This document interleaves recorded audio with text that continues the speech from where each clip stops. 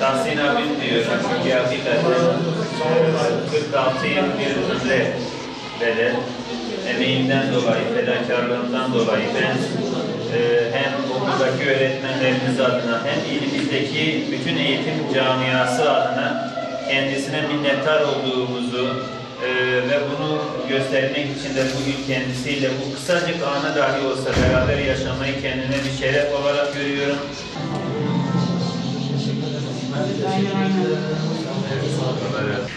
Vallahi 44 yıl sanki bir gün gibi geçti bana. Yani göreve başladığım zaman hiçbir zaman için emekli olacağımı, 2000 yılını bile göreceğimi tahmin etmiyordum.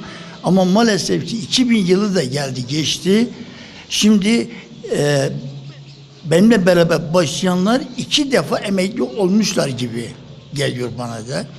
Ve bitti artık. Bugün buraya kadarmış.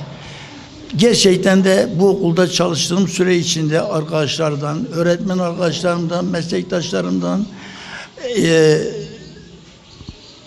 öğrencilerden, velilerden birçok destek gördüm. Allah hepsinden razı olsun. Sağ olsunlar, var olsunlar. İster istemez üzüntü var. Yani şimdi 44 yıl aynı okulda çalış, aynı okuldan ayrıl. Gerçekten insan üzülüyor. Ama maalesef her şeyin bir başı olduğu gibi bir de sonu vardır. Ve bizim de artık işin sonuna geldik.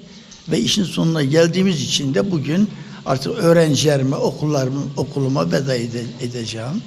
Ama bundan sonra milli eğitimde herhangi bir şey olduğu zaman, yani benden destek beklerlerse hiçbir zaman için desteğimi esirgemem.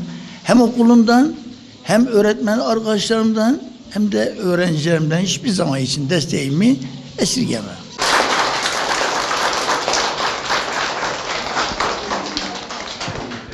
Evet, bizler tabii ki Tahsin hocamızı uzun yıllardır tanıyoruz. Kendisinin ilimizin eğitimine ne kadar destek olduğunu, tecrübelerini öğretmen arkadaşlarımıza yansıttığına şahitlik ediyoruz.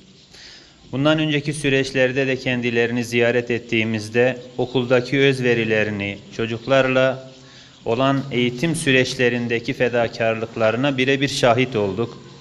Sadece şunu söylemek istiyorum. Bir çocuğun 7 yaşından 20-25 yaşına kadarki eğitim süreçlerinde aslında temel teşkil eden ilkokul öğretmenliği camiamız için çok farklı bir rol model teşkil ediyor.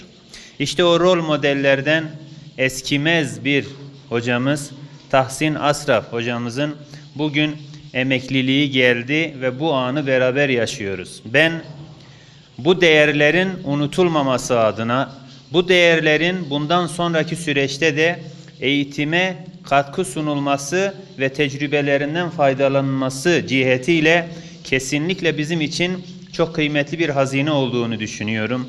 Allah nasip ederse bundan sonraki süreçte de biz kendilerinden faydalanacağız, süreçleri beraber istişare edeceğiz. Ama her zaman kendisine minnettar olacağız. 46 yıllık süre zarfında her bir çocuğumuzu yetiştirirken verdiği emek ve fedakarlığın hiçbir zaman karşılığını ödeyemeyiz.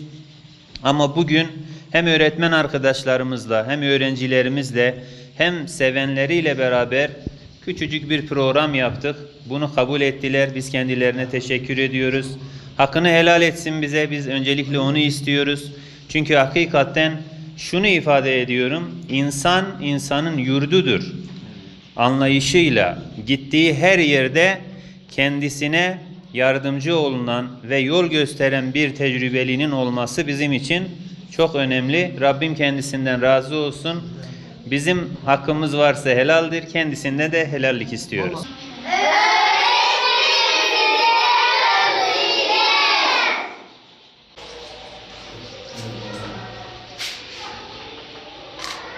Ona bakma.